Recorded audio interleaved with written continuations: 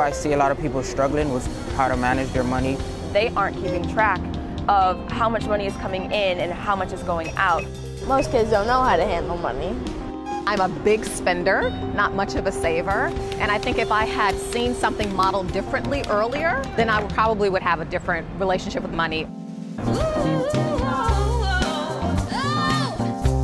I think World of Money gives them that basis, that financial literacy that they need.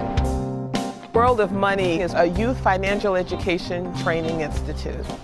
It operates Monday through Friday, 9 a.m. to 4:45 in July of each year. We go in the morning, we meet with our classroom leader. Each day is different and each day has a theme and focus. So some days we'll be talking about banking, other days we'll be talking about stocks and bonds. I did learn a lot about credit scores, 401ks, gaining interest on money, making your money work for you, how to save your money, checkings accounts and savings accounts, and yeah, how to live a better life. My name is William Law. Handling money is a big responsibility, and it should be held in the hands of a responsible person. Hi, my name is Rachel. I feel like I just graduated from business school, like real university business school. Just having role models like that come and share their knowledge with us is one example between, learning, gaining success, and then giving back. And it's just a straight long sign. Also, one of the cool things that our students learn is Mandarin Chinese. The 5 tenets of World of Money is learn, earn, save, invest, and donate. It's helped me become more aware of how much I'm spending and how much I'm saving and how much I'm giving. It's more about, yes, you had an opportunity to earn the money. Now, what do you do to improve the lives of those that are around you and, the future generations? You need to give us your resources, whether that's money or your time, and that's more important than anything. We have visited the White House about 3 times. Our Young Mogul Board of Directors joined me as I testified on Capitol Hill to talk to Congress about financial education. We've opened or closed the NASDAQ Stock Exchange 4 times. We were on CNBC, we have been on MSNBC, we have appeared on ABC, NBC. I feel like financial literacy is one of the key components in life. No matter what career path you choose, you will definitely have to encounter finance or any type of financial components in your life, such as, whenever you're making your first purchase for your home, which was discussed during the workshops.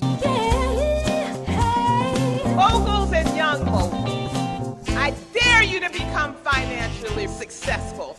Miss Lamb dreams us to be ambitious, and I think that the tools that she gives us at World of Money are helpful in making sure that those ambitions can be sustained. After becoming a billionaire, I will invest my money in charities to build schools worldwide that will teach finance. It's an amazing program. It's done so much more than just teach me about money. It's taught me about being professional, about working hard, about success. It's worth the time and worth the energy, and I think that your children one day will thank you for it.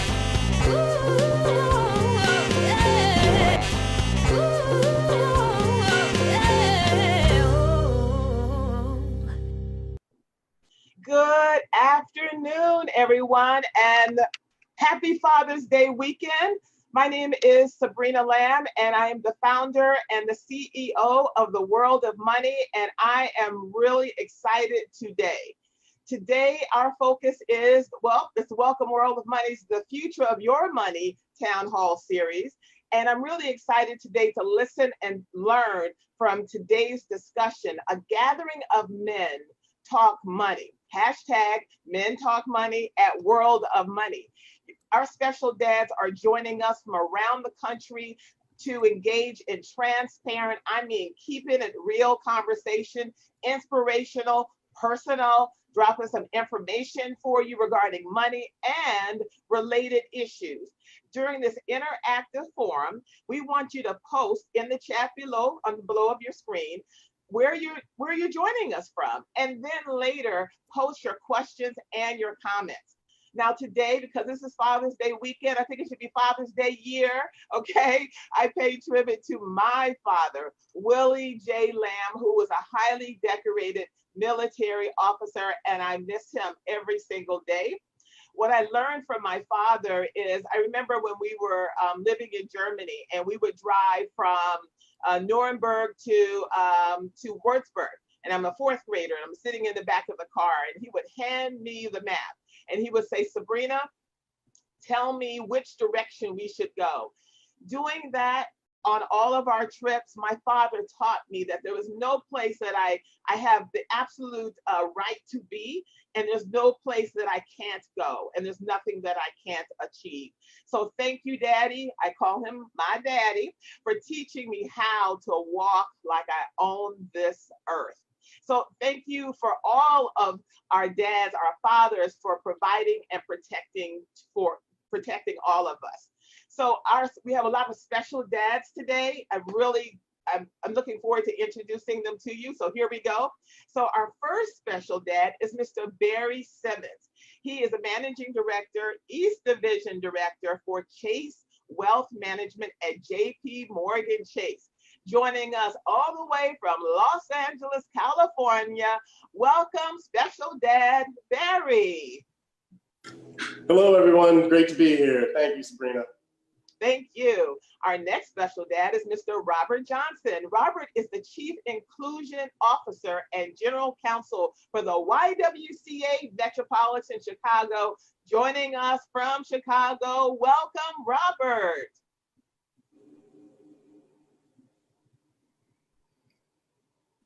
Hey, sorry, the camera's not working, but I'm here. Hello, everyone. I'm glad to be with you. Having a little technical difficulties with the camera. Well, we'll get that fixed. And then next we have, our next special dad is Mr. Joseph Edmondson. Now, Joseph is a certified planner with Capital Management Group of New York. So joining us from New York City, welcome, Joseph. Good afternoon, everyone. Thank you for having me. Excited about the dialogue today. And of course, shout out to all my people in the BX. And our next special dad is Mr. Dewan Neal. He is a highly regarded Wall Street finance attorney, joining us all the way from the ATL, that's Atlanta, Georgia, Mr. Dewan Neal.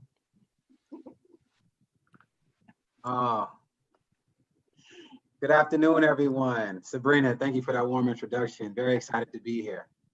And last but not least is Mr. Mickey Fax, renowned hip hop artist. The world keeps all of his appearances on Funk Master Flex's Hot 97, especially when he drops those bars. So you didn't know that I knew that lingo, right? When he drops those bars, and particularly that one on Credit. So Mickey has also taught at World of Money, but now we're eagerly awaiting Enigma, his new album. And joining us from the world is Mr. Mickey Fax. Hey, I know you can hear me. I'm trying to figure out how to. Okay, we'll fix all of that. Now, a brochure with all of our special dads' detailed bios is going to be available in the chat very soon.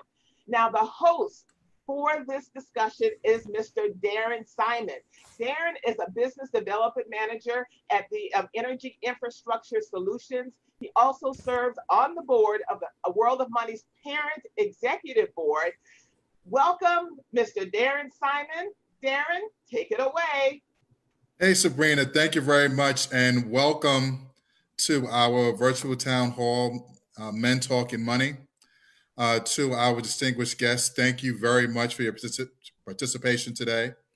And we're looking for a great session of just talking guys, as though we were in a barbershop. We're just going to kick it for a little while and just talk about different aspects regarding fatherhood and finances and wealth building and the like.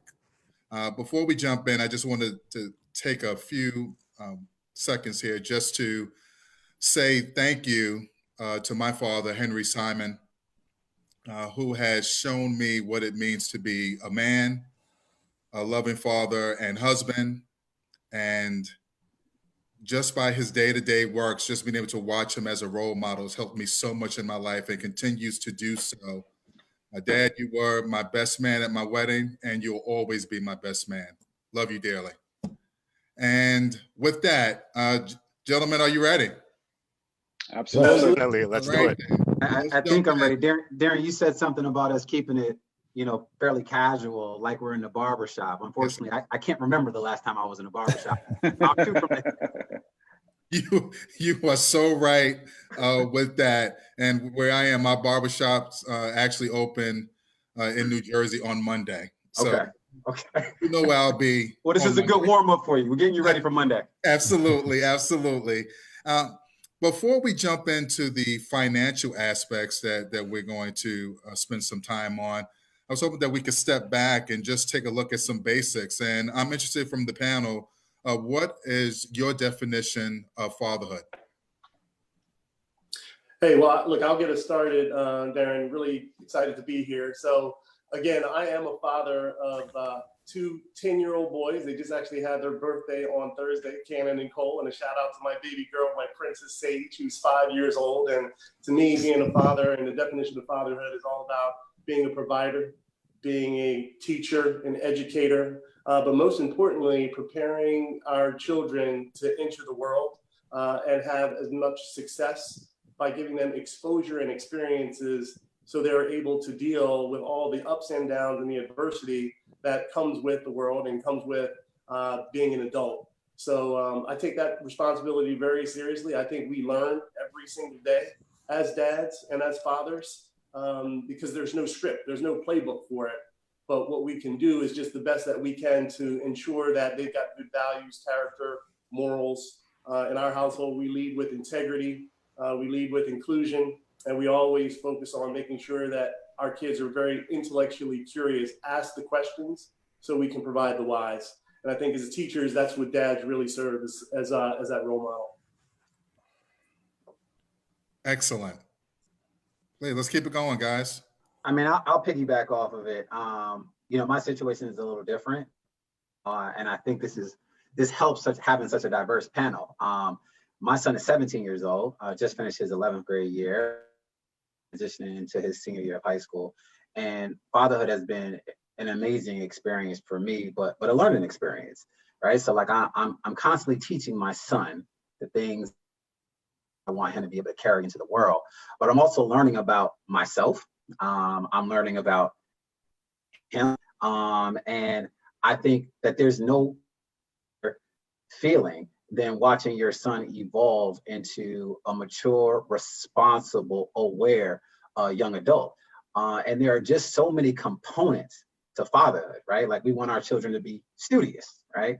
We want our children to have good manners. Some of us would like our children to be more than just intellectually stimulating, but also to be athletic for whatever reason. I mean, there are just so many ways to reach out and to connect with your child and then to actually track that evolution and that growth. So for me, fatherhood is really just about instilling the values and really trying to protect him from making the same mistakes. He's going to make mistakes, but let them be new mistakes that we can challenge and take on as a unit.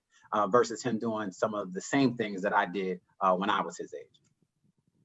Yeah, I'll go next. I'm probably one of the older brothers on the panel, just looking at the young, bright faces that are my panelists. But for me, fatherhood is, particularly in this age, around not just being a protector, but also sort of an evolution. I come from a generation of fathers, or was raised by a generation of fathers where children were seen and not heard. You sat at the kids' table, and I appreciate a lot of those old school values, but I think fathers now have evolved to being a lot more involved and hands-on than they may have been back in the day. It was just a kind of stoic dad that went out into the streets, got his money, brought it back home, went to bed, and just went back to work and didn't have a whole lot of interaction with the kids. At least those were the men that I saw in my community. They just grinded. And they were just always tired and didn't have time to play catch with the kids and all of that. So I know the men in my generation have tried to be a lot more intentional. And the fact that we're doing this, I think, what struck a lot of the fathers from back in the day is, I wouldn't say strange, but it wouldn't have been something that they probably would have spent their time on a Saturday doing. So I applaud the fact that fatherhood now has evolved to the point where I think we are more engaged because, last month for Mother's Day, you know, it was a big to do. You couldn't go into a restaurant if they were open, typically for Mother's Day. Tomorrow, you have it'd be pretty easy to get into a restaurant for Father's Day. We don't get the same amount of love as the mothers do. But I think the recognition that fathers do play an important role, and as men, us learning that and leaning into that and being sensitive enough to spend the time with a child, teaching them, not just telling them, but teaching them and showing them kind of shoulder to shoulder, because you are their first teacher. You are the first person that they look to for protection. And particularly young boys, they want to emulate their dads. And sometimes we don't necessarily connect the way we could. You know, we want to make them tough, but at the same time, you got to make them tender, because at some point they're going to hopefully, you know, start a family of their own, and you want them to be balanced. So for me, fatherhood is a real complex evolutionary period, particularly since I didn't really grow up with my father. So I'm figuring all of this stuff out on my own for the most part. And a lot of men find themselves in that predicament where they may not have had the benefit of a role model or some of the other folks on the call have had. And this is literally a everyday figure out. Definitely. I'll go actually. So for me, my beautiful wife is actually expecting our first child, a beautiful daughter, in the next 2 months. So I'm getting prepared for that process. Congratulations. Welcome to the club. So I'm super excited about someone that's going to rule the household in a few months and probably for a few years. But I also have, nephews and nieces, and I've been mentoring a lot of young men of color in my community. And what I'm thinking about in raising my daughter is that I want her to, have integrity, to be ambitious, to work hard for everything that she's going to get. Fortunately for our daughter, she's not going to be in a situation like my wife and I, when we grew up, where there was very limited resources for us financially. My father wasn't in my life for most of my life. And so there wasn't financial help there, or just like the learning from another adult. So I'm looking forward to raising my daughter to, be able to ask questions, to teach her financially what are some of the things that she can do to build wealth from the minute that she can talk, to set up investment accounts for her and do a lot of other things, and just help her to be a great person in life and be that resource for her. Yeah, and last but not least, the reason why I wanted to go last, I figured that I was the newest dad here, but congratulations to Joseph. Thank you. My son is 4.5 months old currently, so this is a very, very new experience for me. I'm learning as I go. I'm trying to implement some of the tactics that everyone here has been mentioning. I've been taking notes about his life daily. So when he turns 18, and he'll be able to read his life from the moment he was born, which was the day that Kobe Bryant died, January 26th, all the way up until he's 18. And I think that's something that I can probably speak for all of us here. It would be interesting if we could kind of see our lives from the time we were born up until now from our father's eyes. And that was something that I decided that I wanted to do every single day, write something, even if we just changed his diaper and he cried. I want him to be able to read about his life. As I've read so many biographies, a lot of the biographies, people really can't talk about their first 5 years of their life. So I want to be able to have my son to read about exactly what he went through, what the world was going through, what his father was going through, what he was thinking about every single day. So, that's my take on it. Excellent. Great. What were some of your earliest memories of your father? I could go first because I went last time. So I would definitely have to agree with Robert. My dad was a hard worker. He worked overnights, and he he's still with us. He's a post office worker. And the interesting thing that I admired about my father was that he was financially sound. Even though he was a post office worker, he spent hours and hours and days and weeks and months and years learning about finance. And that was something that I admired about him, especially I'm 37 years old now. So you can imagine what a young Black boy was experiencing in the late 80s to early 90s, and what the Black community was going through with the emergence of hip hop, and also what was happening, in the scene in the urban communities with drugs and the HIV running rampant. So to see a Black man working every day, going to work at night, and being home with us during the daytime, and still being able to purchase a home and cars and have 401ks and learn about stock and teach credit to me at such a young age, it was imperative for me and my mindset and my thinking. I would have liked a little bit more of an interaction with him. He was too tired to play some basketball with me at times, and I kind of resented that at that age. But as I've gotten older, I realized that he was laying a foundation for me to be a better man, to raise a family and to learn from the mistakes that he made by not being able to be there for me. And, as I've gotten older, I've come to appreciate him. He's definitely my best friend. We speak all the time, and the times that I wanted him to be that person for me at a younger age, he's doing that. He's overcompensating for that now at the age that I am, and I can understand why it happened that way. So I resonated with Robert's thought process and his experiences with fathers in the neighborhood around that time. So that's my earliest and constant and continuous memory of my dad. Yeah, I'll tell you, my father was absolutely my role model. He was the person that I aspired to be. Very similar to Mickey, my father was very financially savvy. He was the first finance director for the city of New Orleans. He was involved in the corporate world at an early stage, and I watched him and I learned how he interacted and navigated in those circles, and had the networking and influence and different dinners and engagements. And I just saw how he would communicate. I saw, and he would teach us different ways where you had to leverage your skill sets in terms of what you should be looking for from an investment standpoint, how to spend money, when to spend money, what to look for in terms of investing. So to me, and I had him, unfortunately he's no longer here, but I did have him for the majority of my life and into my professional career. He was that person that I was emulating. He was, as Robert said, as a young man, what you look to be like. He was the role model. He was the footsteps that I was going to follow. So it's just very important. And I think this conversation is so important because the role of men and fathers in young Black men's lives, it really is truly, truly special. And I think we all have to understand that they're watching every single thing that we do, and the good habits as well as the bad. So when you focus on that introduction of money at an early age, it sticks, right? Because now look at the career that I'm in, and I'm leveraging still many of the tactics and strategies and communication and life lessons that I learned at such an early age just by watching him go to work every single day.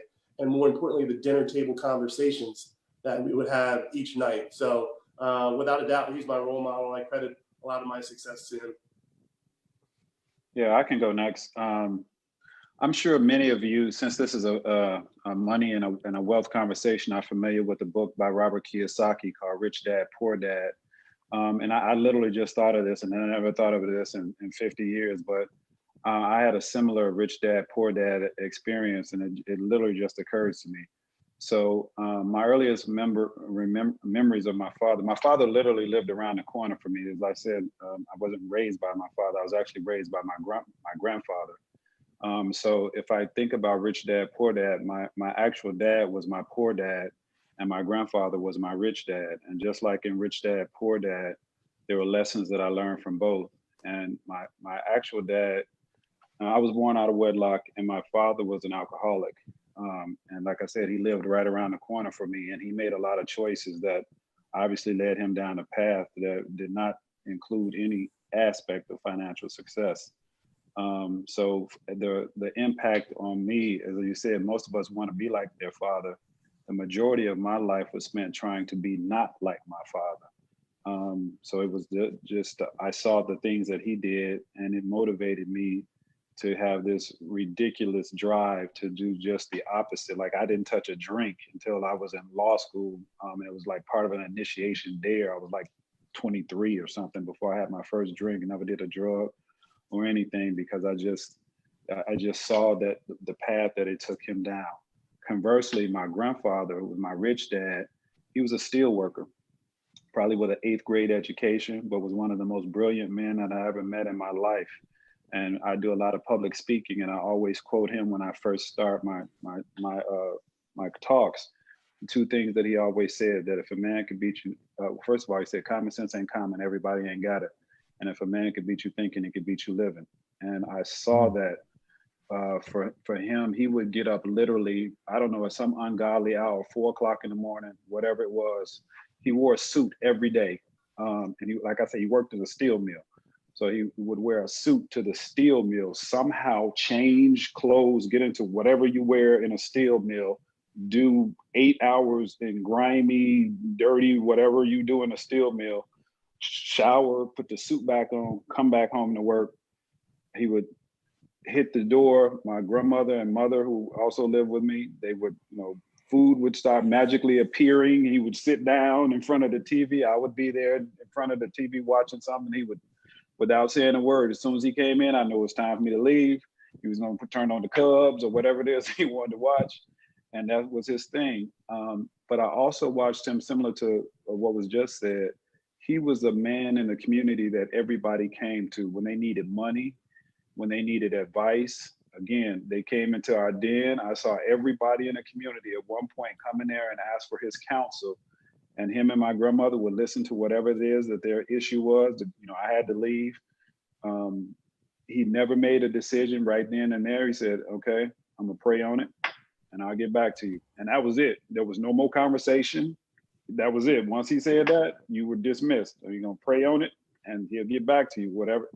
And I just saw him, and he had this thing where he bought my grandmother a new car every 2 years, and he would take the old car. And I mean, it was just, when we grew up in what was considered a poor area, but I didn't know I was poor until I went to college. Didn't even realize it because just the work ethic, and we never wanted for everything, and just his presence as a Black man.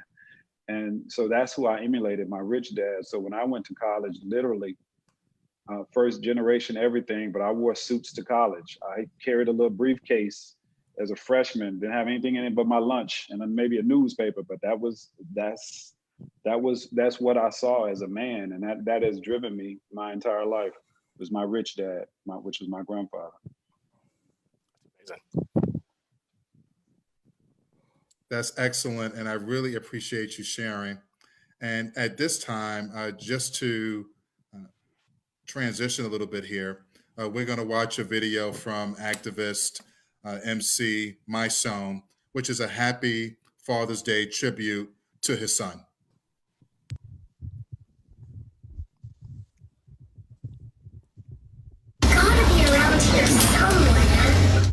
Halo me with your bright old eyes. Your smile so big it can light up skies.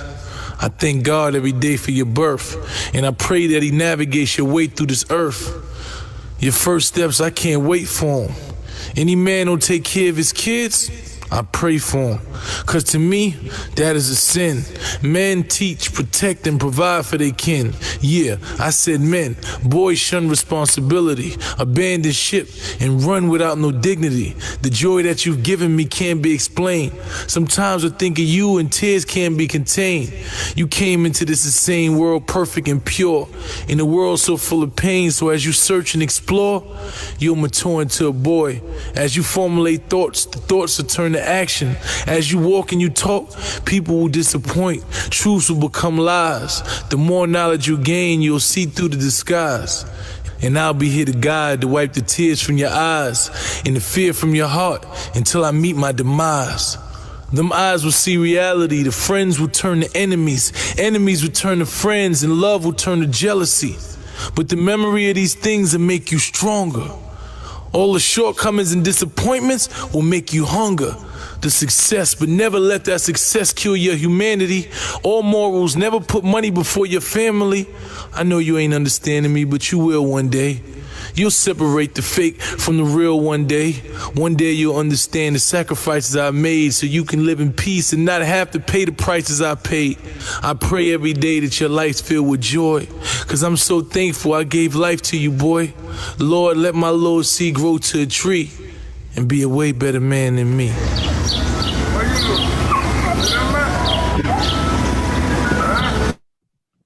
Beautiful. Wow, nice. Yeah, Great. that is amazing, amazing. And picking up off of that, one of the questions that I had for the group that I'm interested in, as fathers, we're responsible for safety and security, for our families. And how does that translate into providing financial safety and security for your finances? So how does that look for you in the financial space? Yeah, I can start on that one. So, in my role as a financial advisor and a certified financial planner, and just talking to clients on a day-to-day basis about their goals and what it is they want to do with their families, and myself now preparing for a daughter to come in this world, some of the things I'm thinking about now is that I want to make sure that I have funding for her to go to college and to get an education. So I'm establishing a 529 plan and setting that up and funding that so that she knows that she has money to go to college. I'm talking about, making sure that she understands our budget. And when she's, old enough to understand, she's going to be involved in the conversation, because I want her to understand how to run her financial household, how to make sure, in the words of World of Money, that she understands how to save, invest, donate, give back some of the money that she makes. And I'm looking forward to teaching her about that. I'm having conversations with my wife about the fact that, God forbid, if I didn't come home yesterday, I want to make sure that you guys are going to be protected and that you're going to be able to do everything that my income coming in would have allowed us to do as a family. So I'm in the process now of increasing my life insurance substantially so that, if I didn't come home yesterday, I know it's a hard conversation to have. I want to make sure that my wife has options for my daughter to live in a beautiful community, to make sure that she's going to be able to go to private school, and my wife so chooses to do that, to make sure that she's going to have money for her someday, hopefully her wedding, and getting a new car when she graduates from college. So we're having these conversations now, and I'm taking the action steps to do those things.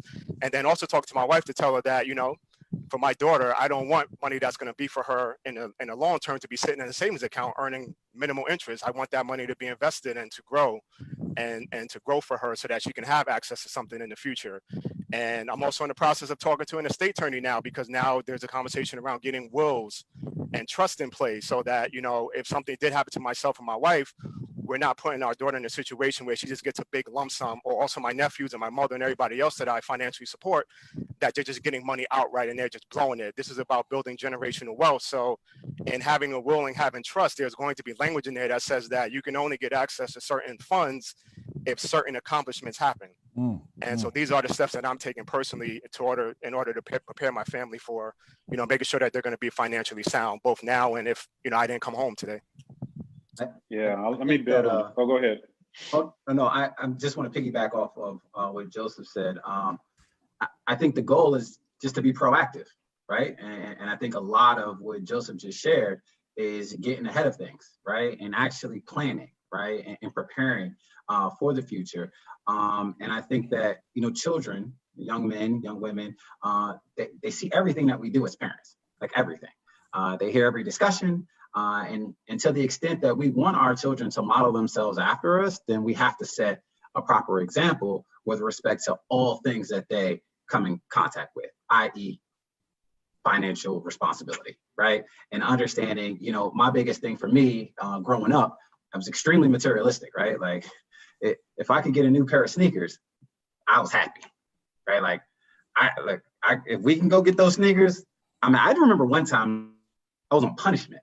And my mother, only 16 years older than me, and my father not being present at all. I've actually never met my father. We went to her, and rather than sneakers I wanted, she bought me another pair of sneakers, as if that was some type of punishment for me, right? But that is what I equated being happy to, right? Material things. And having a 17-year-old, it is baffling to me how my son is the exact opposite. He literally, I have to beg him to take him shopping. Like, let me go get you a couple of items, right? But it's really refreshing. And yes, he is a product of the World of Money Institute. You know, he has participated 2 summers and was going to come back and teach this summer, you know, less than, you know, the pandemic. But, you know, him being able to actually see me mature, right? Because he's watched my evolution as well, right? Like, I don't have a problem going to buy sneakers, but I'm also, you know, putting money away. We're prepared for college. We were able to purchase him a car last year when he was 16, you know. But you have to plan for those things. And to be completely transparent with the panel and all those that are viewing, I wish that I was being more financially savvy and more financially responsible at a younger age, right? I mean, I really started taking things serious midway through my son being in middle school, right? Whereas I knew these things prior to. And prior to taking my job, you know, and of course I worked on Wall Street for a number of years before transition, becoming a finance attorney. But learning about all the investment vehicles that were out there, right? And what smart people actually do with their disposable income, very different than the values that I kind of picked up along the way, right? And I had to actually change my thinking and reprogram myself to understand, like, what was going to put me and my family in the best financial situation moving forward, right? Is it having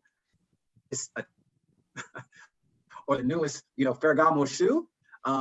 Or is it actually taking that money, putting it somewhere where it was going to grow, right? So again, just to circle back and speak to what Joseph kind of shared with us, it's all about being proactive, right? And leading by example. Hey, can I just add one real quick thing to that? Because I think Duan and Joseph really hit on some major points around the planning and being proactive.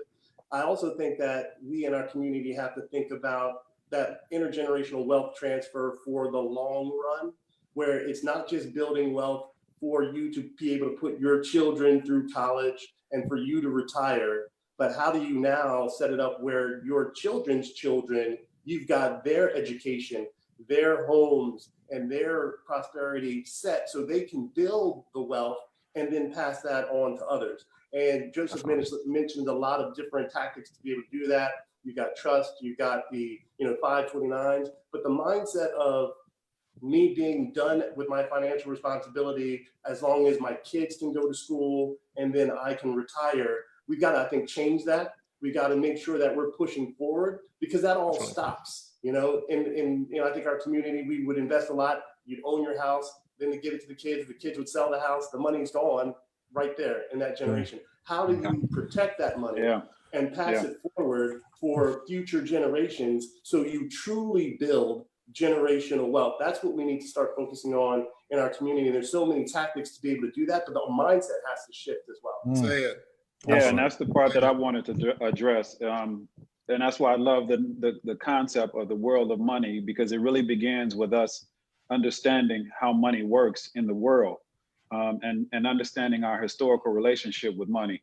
We came over as property. We were brought over as property. So in this capitalistic society, we were a product. And that is, in my view, had us have this fascination with products, which, as the person before was saying, gets us into this need for materialism. But if you understand how money works and you understand the stages of money, accumulation, preservation, and legacy, as Barry was just talking about, the last piece only happens if you have those first two pieces in place, the legacy, the ability to be able to sustain. We don't talk about wealth creation in our community. People talk to us about everything else.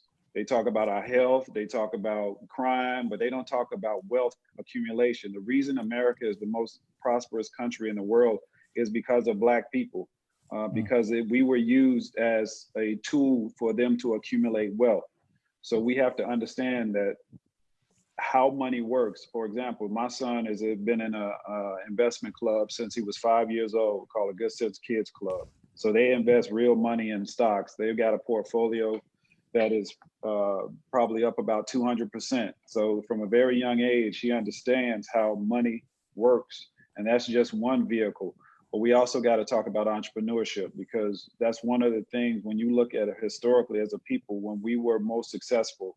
You know, we just had Juneteenth yesterday and, you know, the celebration of Black Wall Street, all of that.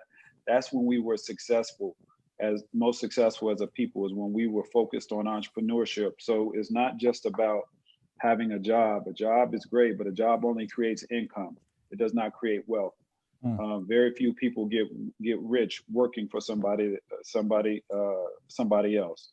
It is possible, but the vast majority of wealth is created through enterprise and through some kind of liquidity event. So we got to begin to understand that we need to understand how private equity works. All of these things, you're talking about just saving and investing. That's the tip of the iceberg. But you got to start understanding how money works in society and how the rich get wealthy. It's not just about trust and estates. It's also about mergers and acquisitions. It's also about private equity. And private equity, for the most part, doesn't invest in our ventures. So we have to look at social impact capital and looking at how we can rebuild our communities and how we can invest in our communities.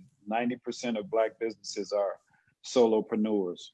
So that means that it's one person that's running that business. It is literally impossible to sell a solo enterprise. So you can't create wealth that way, because if you are an entrepreneur and you just have yourself as your own employee, nobody's going to buy that business, because once you stop, the business stops.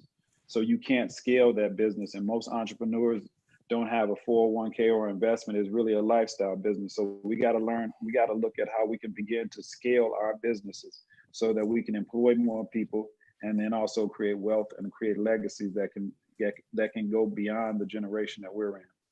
Yeah, just a quick fact, just so you know, to Robert's point, Black entrepreneurs, their wealth is 12 times higher than the median of non-Black entrepreneurs.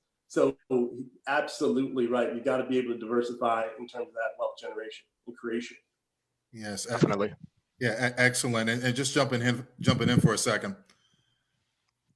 Can you speak to the importance of having financial compatibility with your spouse or a significant other when plotting, this path forward that so many of you have spoke to just now? I can start off. Robert's words and Barry's words and Joseph's words and Dee's words of all resonating with me.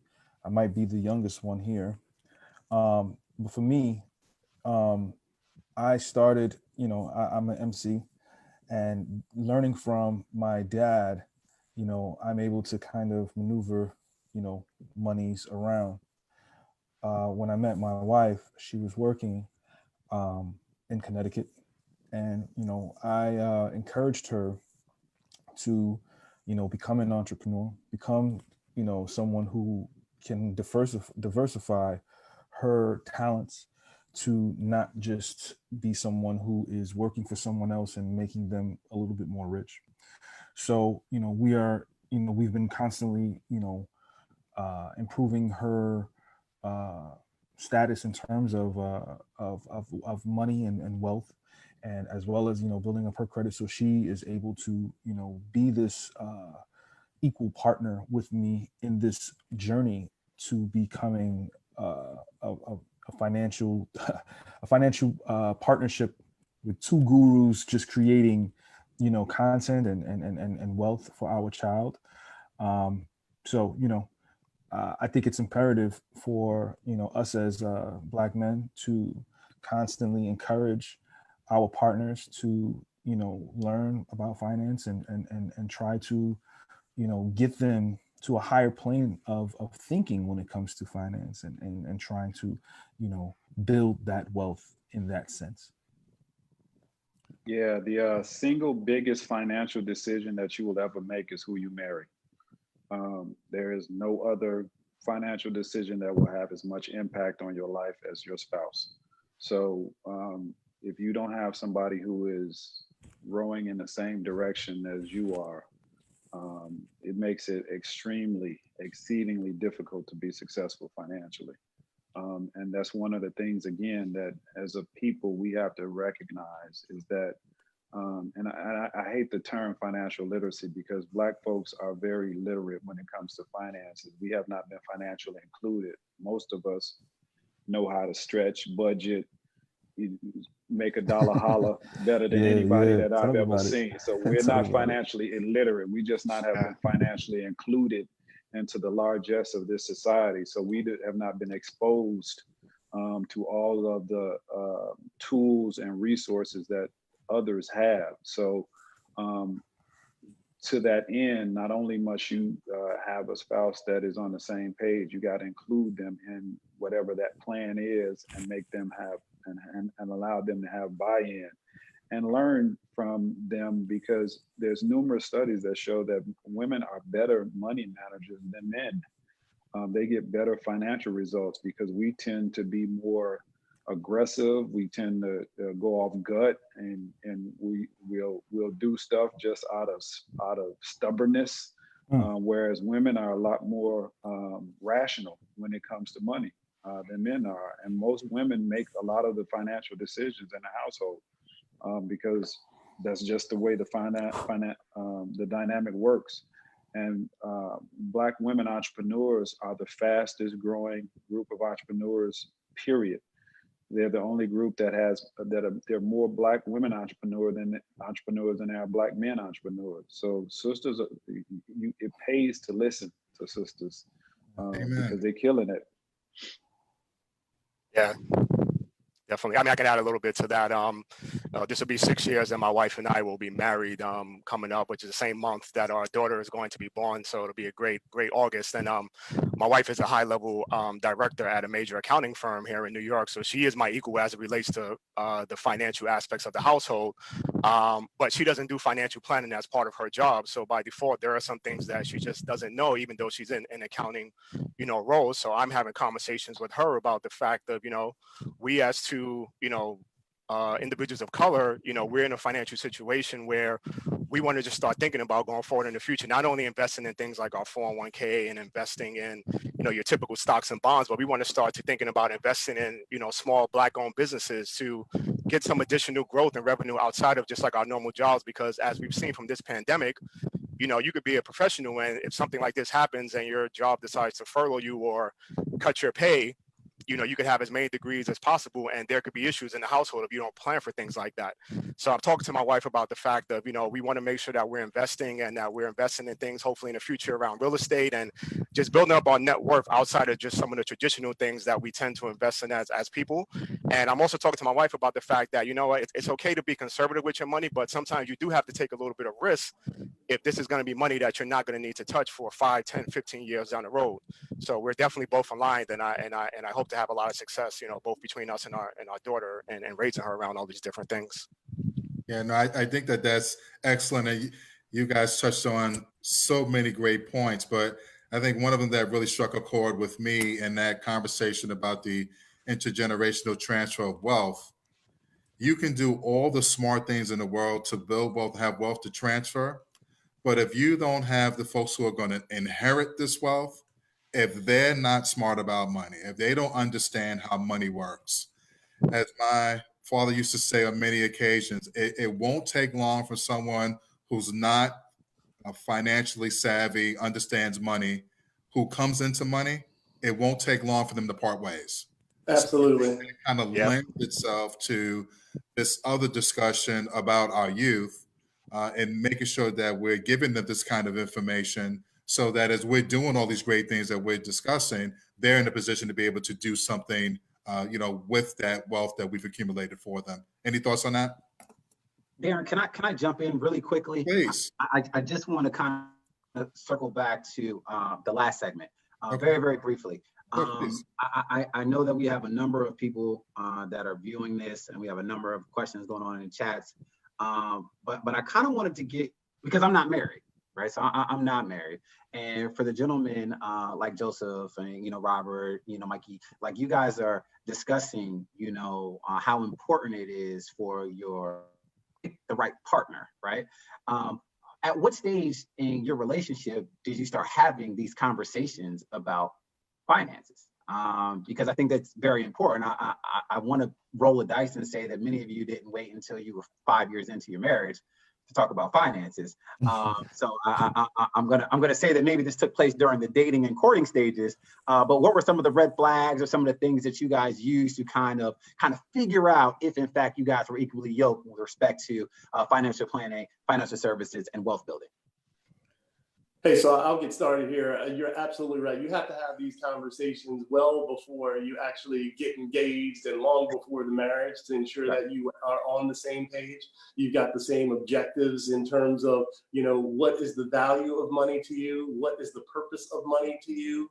And what do you feel about family? And again, as we talked about that generational wealth transfer. So a lot of those conversations absolutely have to happen. And the other thing I think that Darren said that's really important is as you build money and you go through the accumulation phase, you also have to recognize you have to continue to have these conversations because they evolve, which is the most important time. Because once you get money, what do you do with it? And you could have different opinions and perspectives on that once that actually happens. And unfortunately, we've seen too many people squander away that money, or they don't make that money work for them and earn more. So those conversations and that education is an evolution. So by no means will I tell you that the conversations that you have in the dating phase will solidify that you're going to have a partner and you are on the same page with your wealth creation for the long term. It is a continuous conversation as you flow through every stage of money that you have to refine, work through, find a happy medium and a balance, right? Because it can't always be your way and your decision, because that's always bound to fail. It has to be a happy compromise, but you have to be focused on that common objective. And it's a family conversation. You really do need to make sure that you're bringing your kids in early into these conversations. You are talking about it on a regular basis in a positive and constructive way, because I think that's how everyone learns. That intellectual curiosity starts to grow, and you start to just expand the ability for the family to succeed. Definitely. Yeah, the only thing I would just add real quickly is that those conversations happen probably sooner than you think, because again, women are much smarter than us. So as you're dating, they're evaluating you from a financial perspective, like straight off the bat. Oh yeah. Not like a gold digger's perspective, but they're looking at how you get down. I mean, they're looking at, what kind of, can you pay for this meal? So there's a lot of tales that you have. Build with, right? Yeah, exactly. They can build with. Exactly. So I think, as I can only speak for me, you are all educated brothers on the phone, but on the call. But I know when I first started dating, when I was single, men are attracted by looks. We don't necessarily delve much deeper than that until much later into the relationship. But as you get more mature, you figure out that you need to start having some of those conversations around goals and aspirations, and then you begin to get a framework of what that person's orientation is, and then you can color in the lines. But if your overall goals are like, if your dreams scare her, then that's probably not the right person for you, because that her role is to help you accomplish those dreams, not to tamp them down. And your goal is to help her accomplish her dreams and not to tamp them down, so that you guys support each other and you lift as you climb. Because sometimes she's going to be better at something, and sometimes you're going to be better, and you guys got to be able to find a medium where you're not competitive, but you're cooperative and supportive. Because a lot of us date type A women, and that's they got a lot of opinions and a lot of information, and you got to be able to handle that. You got to be able to support them like you want them to support you. Amen. I would say at this point, and then I definitely want to keep the conversation going, but we're going to have a video of Kyron Gibson having a money conversation with his 8-year-old son, King. I think you'll be very entertained by this. Money, and you can't be no sucker out here with your money. Bro, I ain't no sucker. Bet you I don't. Okay, what's assets? Assets are things that bring money into your bank account. What's liabilities? Liabilities are things that take money out your bank account. Entrepreneurship is the act of becoming an entrepreneur. What's entrepreneurship? Entrepreneurship is a process of setting up a business or businesses. Taking on a greater than normal financial risk. What's an entrepreneur? Entrepreneur is a person that organizes and operates a business or businesses. Also taking on a greater than normal financial risk. What's financial mean? Money. And what's risk mean? Chance. Come on. What does it mean to own stock? when you own a share of a company. Come on. What's real estate investing? Real estate investing is when you invest in a immovable property. What's the two types of real estates? Commercial real estate and residential real estate. What's commercial real estate? Commercial real estate is property for businesses and workspace, like an office, store, or land. And what's residential real estate? Property to live on, like a house, apartment, or condominium. Come on. It comes with extra fees when you have real estate, you feel me? Daddy tells you how many times he pays his state property tax a year. Once a year. What's the type of maintenance fee? Cutting grass. Come on. What's HOA? Homeowner association. And what comes along with that? HOA fee. Come on. And when it comes to the brokerage percent, what percent is that? 7. Come on. What's equity? Equity is the difference between what your business is worth minus what you owe on it. Also assets minus? Liabilities and debt. Good job. What's credit report? Credit report is like a report card letting you know how well you did by paying your money back you borrowed. And how does credit affect your life? The better you keep your credit, the more opportunities you will have to get funding. And what? Large purchases like? A car or a house. Come on. And always repay what you owe. Because if you owe somebody, that means you're in debt. And you never want to be in debt. Because that means you owe somebody. And we don't never owe somebody. Because that ain't what suckers do, period. Come on. Yeah, man. I'm done. I'm checked out. Is there anything left for us to say, guys? Let me log out. Let me log out. Come on now. Oh, that was amazing. You should be teaching that world of money. You better call him, Sabrina. Not the daddy, in my the boy. 20s, I couldn't have answered half those questions. Sabrina got to hire the boy, not even the father, man. That's right. One of the questions that came in on the chat, someone wanted us to provide some examples of how we are building generational wealth. Whew. Well, I can start this one off again. Generational wealth. I've learned, I took the same route that Joseph has taken in terms of when my son was here. I started to just delve into even more and more and more financial things to accumulate wealth. One of the things that I learned about, obviously, was the stock market. But, for those that know, the stock market can be very risky. So, I started doing research on index mutual funds and how to just kind of leave your money in these places, and also just real estate. And my dad is teaching me, he has 3 properties currently right now. And when I buy my new home, he's going to purchase another property, and he's going to leave these homes to me and my sister. So we continuously, keep building up this generational wealth. Being an entrepreneur as well, I've invested in a couple of companies. One being, which is crazy that I'm on this call. One is Kitty Credit. I own some stock and some shares in Kitty Credit. And I'm also one of the faces of this Black-owned app teaching children from the ages of 8 up until 14 about the perils and the wiles of credit. And we're currently in the process of partnering with Equifax and TransUnion for this app to teach kids, particularly of color, about credit. But instead of, the normal things of, credit cards and things like that, we do it as chores. So for parents, they have the app, and then their children have the app. So basically, like, if I tell my son, you got to clean up these dishes today. If he doesn't do the dishes, it's a negative report on his account. The same way it would be for our credit reports. And if he wants something, it all depends on what he's done in terms of the chores. So if he keeps asking for new video games or new clothing or anything, it will directly impact his credit report. So by investing in this company, it not only kind of teaches young children about credit, but it also is, partnering with a company that I believe in, that I can also, sell my shares to my son. And last but not least, my son and my wife are benefactors, on my publishing when it comes to music. So I've been making money off of my music since 2006, residual income that comes in once a month.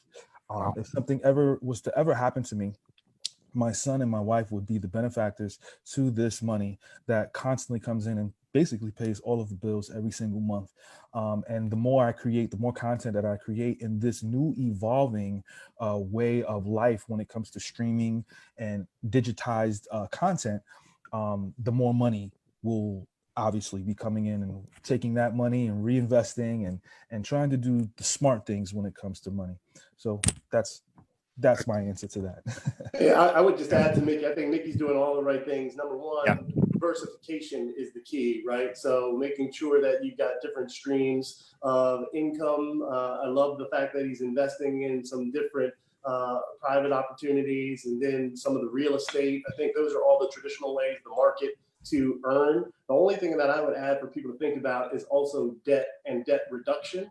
Because if you think about it, the interest rates that you pay on your mortgage, whether it's 3%, 4%, 5%, or credit cards, sometimes up to 10%, 20%, if you reduce that debt to zero and you minimize the debt that you carry, those are all rates of return as well, because you're not putting out that additional expense. So think about just the mathematics of it all. If I'm paying, 20%, 15%, 3% on large amounts of money, that's income and money and monetary flow out. Reducing that debt is the same thing as earning that money on other assets. So there's two sides to that pendulum. You always want to make sure that you're putting your money to work, but you want to minimize your debt as well on the road to wealth creation. Yeah, I'll just add a couple other quick things. I mean, in addition to all of that was said, the other things that I've invested in or am invested in to create generational wealth. Franchises. I own a franchise. Invested in some other businesses, particularly black-owned businesses. I have my own company that I plan to leave to my kids. And then other things that I think folks often overlook are collectibles. So Black art in particular, I've invested a lot in Black art and other collectibles. One of the things that people may not recognize is that art has outpaced, if you buy the right art, it has outpaced the S&P by 200%. Jay-Z even was rapping about, I was listening to it the other night, and he talked about, I bought this paper for $1 million. Now it's worth $2 million. If I leave it to my kids, it's worth $10 million. If you understand the market and understand the right things to invest in, collectibles are a very lucrative investment, and a lot of Black art you can get. I'm living here in Chicago in Bronzeville. There's a Black artist that sold a painting for $1 million that lives right down the street from me. But a lot of people don't know about our market, and there's an opportunity for us to capitalize on that, particularly given what's going on in the country now.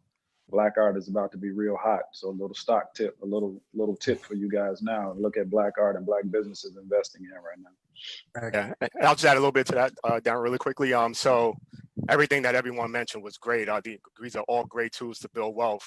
And I would take it just like one step even before getting to the point of that, is that for the young men that are listening to this, if you don't know what's going on in your household around the financial picture, start to ask questions of your parents. How much does it cost to live here? How much are you making? How much is left over to pay the bills? When you give me money, what are some tips that I can do to make sure that I'm saving? So, and this is also for the men that are listening, start to have this dialogue with your kids now, because what I've learned in being involved with World of Money since 2008 is that kids can pick this stuff up even as young as 5, 6, 7 years old, and we have to start having these conversations now. We have to understand where our money is going every day. And I think I shared, Sabrina, if you can share with the audience, I sent the budget worksheet out, and before you can start building wealth, you want to make sure that your short-term reserves are okay. And what I mean by that is that if you lost your job or if you got hurt and you couldn't work, you don't want to be in a position where you might have to sell a real estate investment in a down market or sell your stock investments. And you want to have some savings in the bank to make sure that you can pay your bills from anywhere between 3 to 6 months. You want to make sure you have the right amount of life insurance if you didn't come home. You want to make sure you have things like disability coverage if you didn't get hurt, if you got hurt or sick and you couldn't work.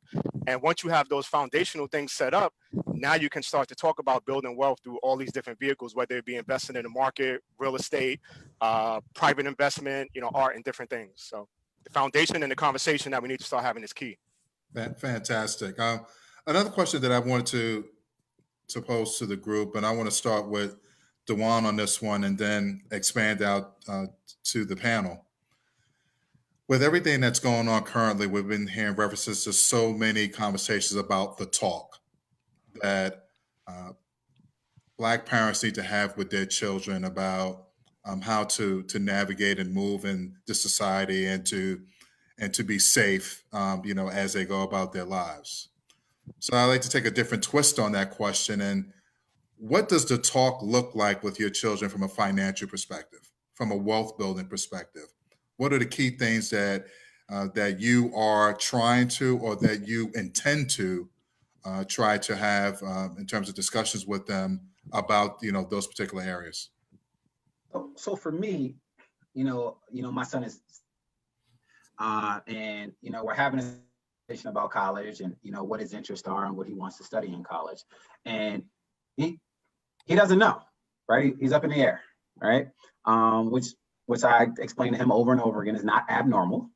It's okay that you don't know. But then I asked him, well, what do you want your life to look like? Right? Like, what do you want your life to look like? Because you have to understand that happiness for everyone looks different, right?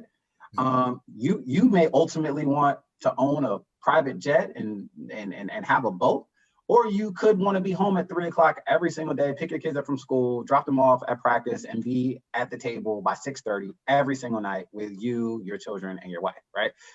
Where do you want to live?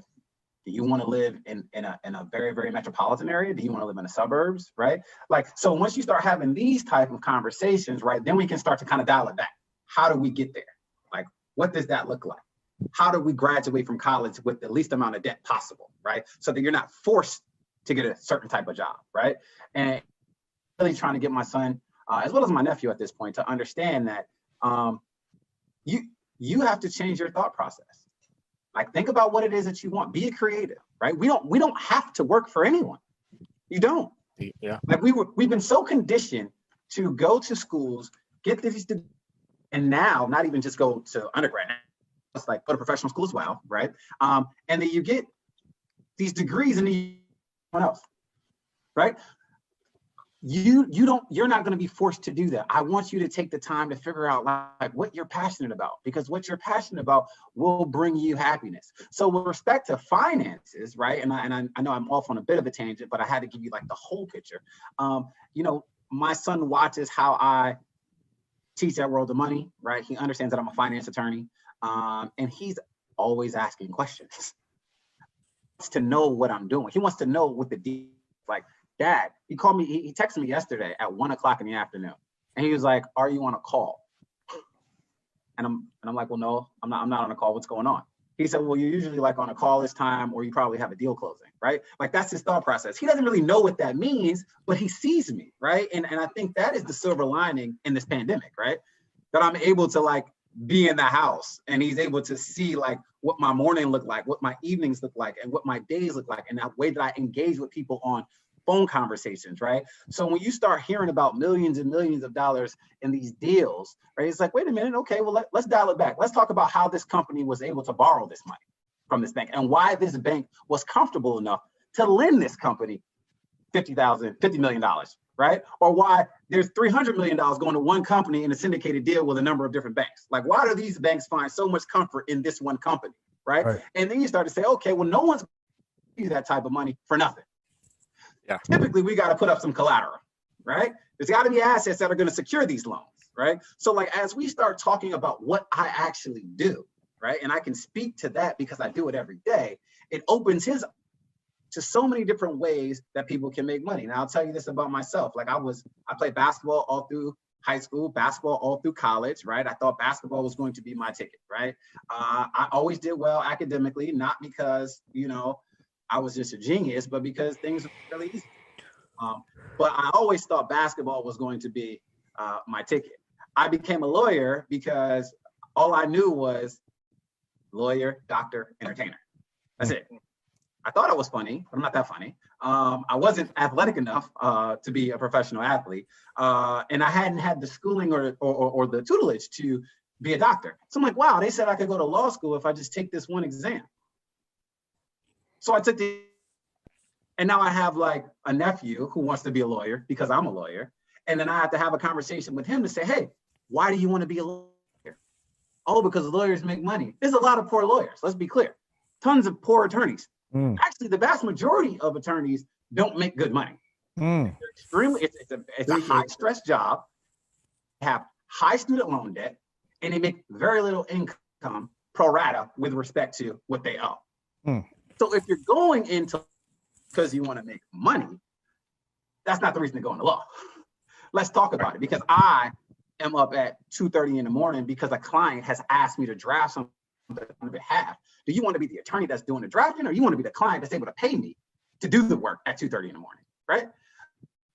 As we start thinking about what we want our lives to look like, right, and what type of work will make us happy, I tend to back our way into how we get to that point. And I mean, we don't just talk about investing in life insurance policies, although I think that's a great investment because that's the one thing that you know is going to happen, is that we're all going to pass away at some point. But I want to talk about like how we get out of college without having any debt. How do we go to grad school without having any debt? Because those are the building blocks that hinder most people in our communities, because when we graduate, it's like, I got to take this job because I have to pay this debt. Talk about it. But this panel is intelligent enough, well-versed enough, and worldly enough to know that our kids won't have to experience what we experience. Talk about it. Go ahead. But I digress, and I'll allow another panelist to talk about it. D, talk about it, brother. Hey, brother, I'm feeling it. So that talk, I'll be real quick. That talk for me looks like some financial education. Going back to the concept of World of Money, I always recommend 3 books for anybody. You know, the problem with quote financial literacy and trying to provide financial education is there's so much noise out there that people don't really know what to do. They get confused and they're like, what should I do? And I try to separate products from practice, and the sort of praxis from praxis. So praxis is the theory, practice is what you actually do. So you have to have a theory of money before you can understand what it is that you need to do. So I always recommend with my kids, I made all of them read it, and anybody who asks me financial and wants to spend some time with me, like, go read these books first, because you're not going to understand where I'm coming from until you understand this. The first one is Think and Grow Rich. The second one is The Wealthy Barber. The third one is The Richest Man in Babylon. And the fourth one is Solomon's Secrets. If you don't, to me, all you need to know about money is contained in those 4 books. There's another one that I just started reading, which is super dope, but I had to give it Tony Robbins, the Money Master the Game. It has a lot more contextualized information for today's.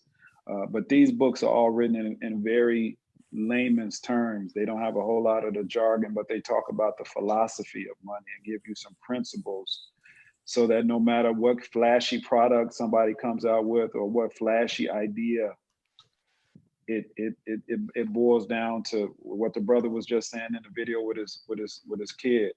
Don't owe people. Don't make work your best friend. I mean, there's some principles that will guide you and serve you well, and then it'll give you the foundation. Just like the talk with telling your kids to, keep 2 hands on the steering wheel and don't make no sudden movement. They're just that powerful in terms of, if we can embed those principles in our kids, it'll give them a foundation and they can figure out where they need to go based upon what my man just said, what kind of life you want to live. But you need these principles to get you there regardless of where it is you want to go. Can you share those books one more time for someone who may not got all 4? Think and Grow Rich by Napoleon Hill, The Wealthy Barber, The Richest Man in Babylon, and Solomon's Secrets. Excellent. Hey, can I share just one final thought on that? Please. Sessions like this, talk to people, right? Because again, knowledge is power, and all of this great advice and guidance that we're getting just talking to each other, we're learning from each other.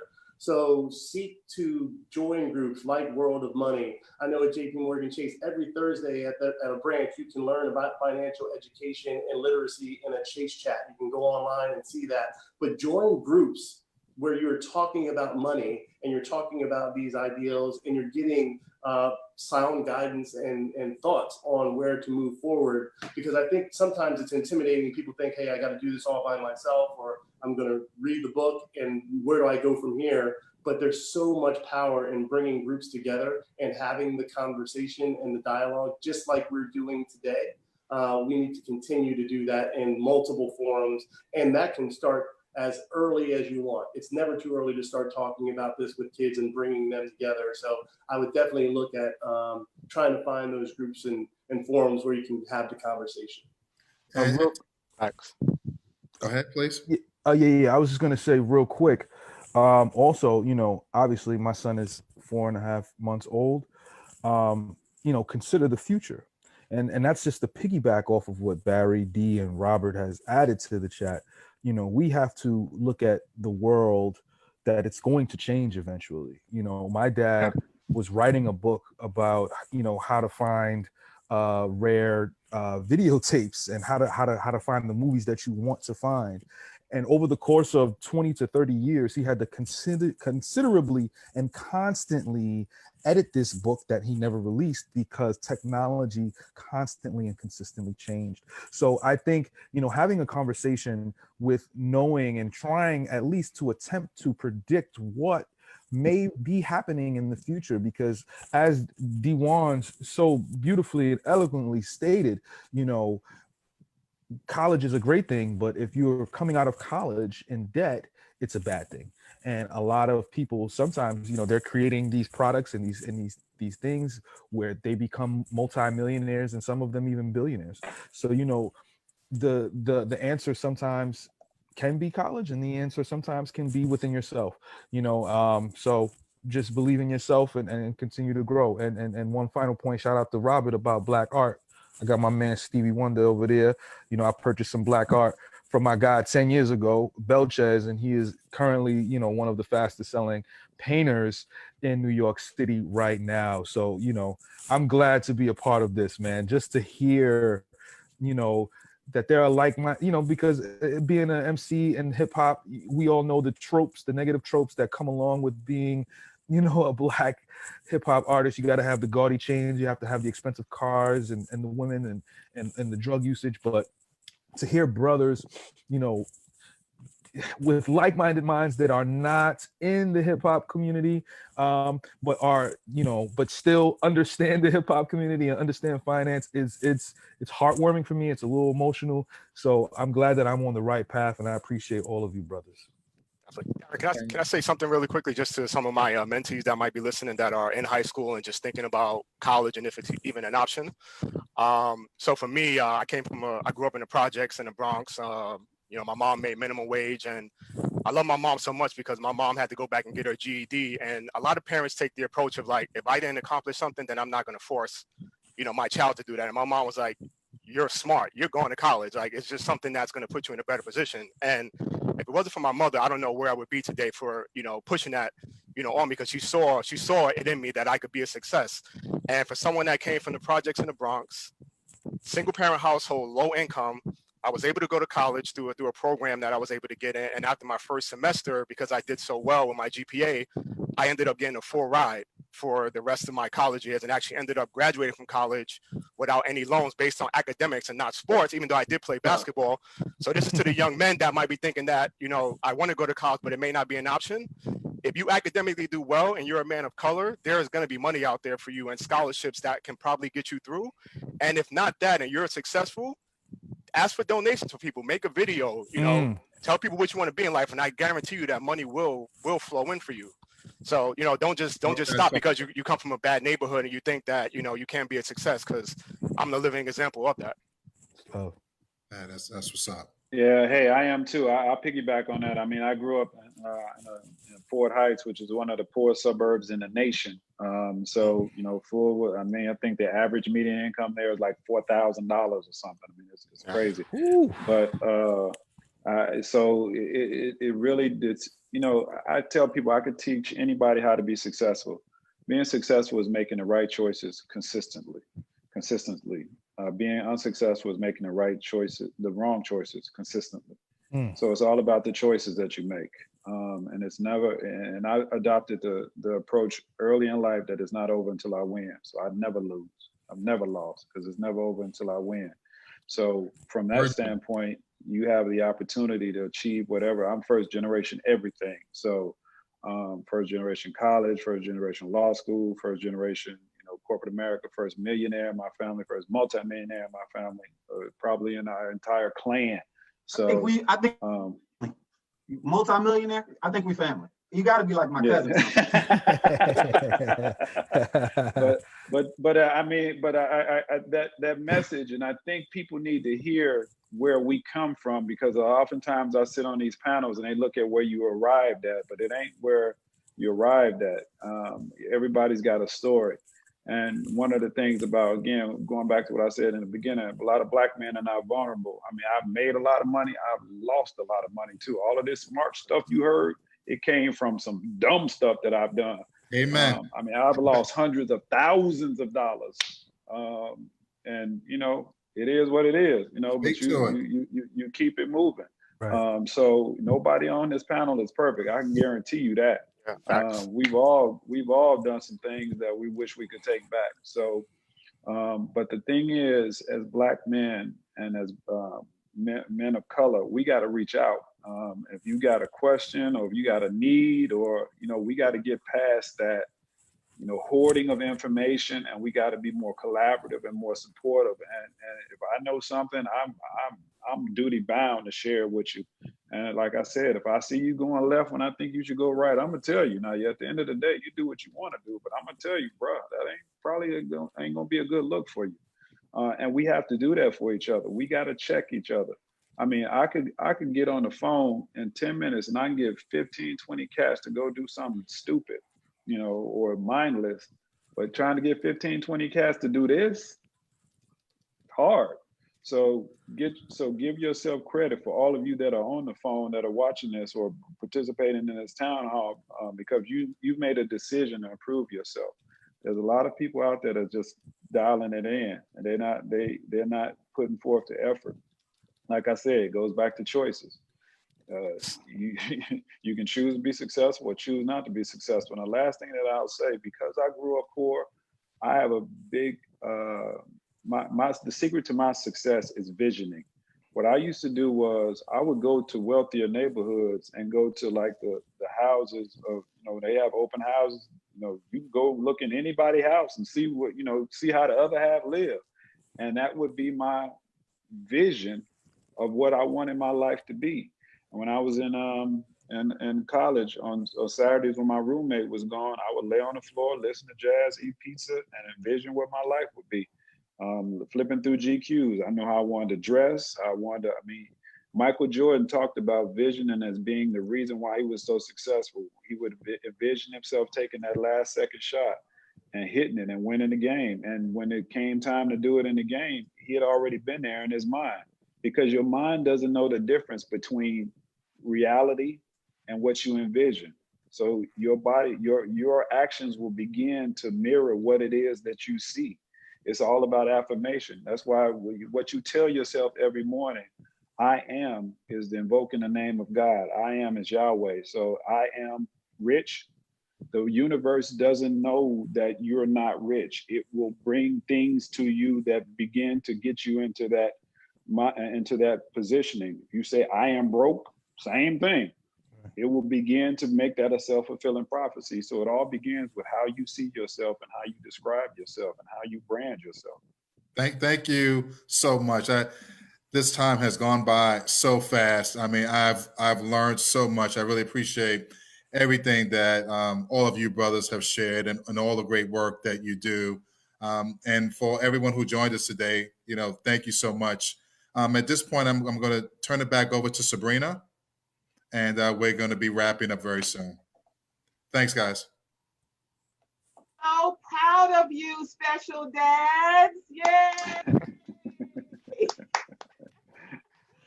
So thank you so much for a brilliant panel. You definitely the vision of what we had hoped for and more. Getting amazing feedback from all around the country. Thank you. This is going to be rebroadcast. But before we go, because we always at World of Money want to remind you of the power that you have in your hands. So we're going to end. I'm going to thank everyone individually, but before or as we end, watch this video, this historic classic video to remind you of what's in your hands. So thank you, Barry Simmons from Los Angeles, JP Morgan Chase, Dewan Neal from Atlanta, New York, because he's everywhere.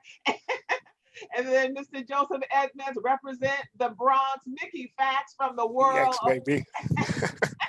Yeah, I'm from the Bronx too, baby. You know how I go. Yes, baby, all day. We everywhere. What's good?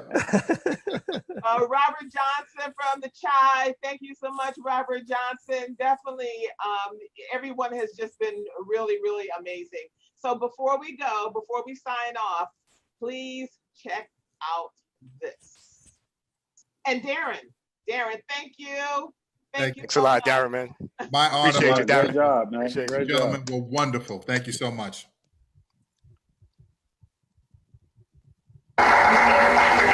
A young slave boy stood one day before the greatest ruler of his day.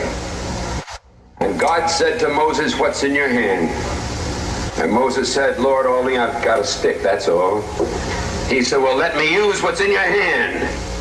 And God used that slave boy with a stick in his hand to divide the Red Seas, march through a wilderness, bring water out of rocks, manna from heaven, and bring his people to Freedom Land.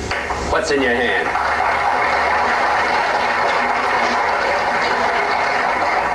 What's in your hand? George Washington Carver, who was so frail that he was traded for a broken-down horse as a slave boy.